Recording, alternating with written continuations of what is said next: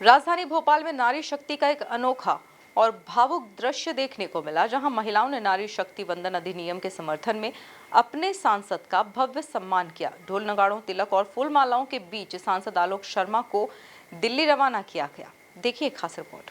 Bhopal railway station का platform number 1, जहां आम दिनों की तरह सिर्फ यात्रियों की भीड़ नहीं थी, बल्कि यहां दिख रहा था नारी शक्ति का उत्साह और समर्थन। बड़ी संख्या में पहुंची महिलाओं के हाथों में पूजा की थाली, फूल मालाएं और मिठाइयां लेकर अपने सांसद आलोक शर्मा के स्वागत और सम्मान के लिए खड़ी थीं। महिलाओं ने सांसद को तिलक लगाकर फूल मालाओं से स्वागत किया और ढोल नगाड़ों व जय घोष के बीच भावभीनी विदाई दी। दोपहर 3 बजे शताब्दी एक्सप्रेस से सांसद आलोक शर्मा दिल्ली के लिए रवाना हुए, जहां वे लोकसभा में नारी शक्ति वंदन अधिनियम के समर्थन में अपनी भूमिका निभाएंगे।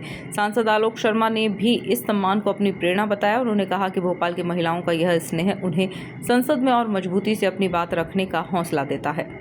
सर्वप्रथम तो मैं देश के यशस्वी प्रधानमंत्री आदरणीय नरेंद्र मोदी जी का भोपाल की लाखों लाख बहनों की ओर से नारी शक्ति वंदन अधिनियम लाने के लिए हृदय से उनको बधाई देता हूं, हृदय से उनका आभार व्यक्त करता हूं। कल का दिन हमारे हिंदुस्तान के लिए, हमारे भारत के लिए, हमारे राष्ट्र के लिए ऐतिहासिक दिन बनने जा रहा है। कल देश में की लोकसभा में विशेष संसद का सत्र बुलाया गया है।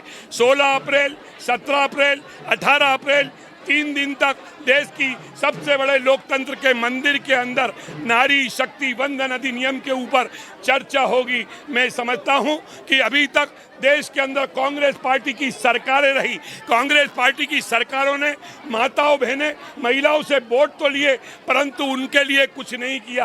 अभी तक अगर आप देखें लोकसभा के अंदर 15% ही महिलाओं का आरक्षण था, परंतु नारी शक्ति वंदन अधिनियम आने के बाद लगभग 33% का आरक्षण होगा। अभी लोकसभा के अंदर 543 हमारी संसद के सदस्य हैं, जिसकी संख्या बढ़कर लगभग 850 के लगभग हो जाएगी। आने वाले समय में देश की विधानसभाओं के अंदर भी परिसीमन होगा, 33% का आरक्षण होगा। अभी तक हमारी माताएं बहनें घर के अंदर पारिवारिक दायित्व जिम्मेदारियों का निर्वहन करती थी। अब देश की संसद में बैठकर, प्रदेश की विधानसभाओं में बैठकर, मैं समझता हूं देश की संसद में बैठकर देश के कानून बनाएंगे और राष्ट्र को किस प्रकार से आगे बढ़ाया जाए। माताओं बहनों की जो प्रतिभा है, टैलेंट है, उसका लाभ निश्चित रूप से देश की संसद के माध्यम से हमारे देश को मिलेगा।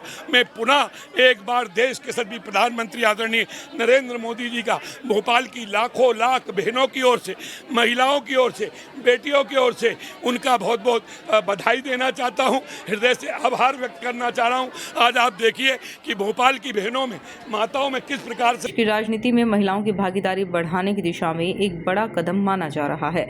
स्पष्ट है कि नारी शक्ति अब सिर्फ मुद्दा नहीं बल्कि आंदोलन बन चुकी है। Bureau report, MP news, Bhopal.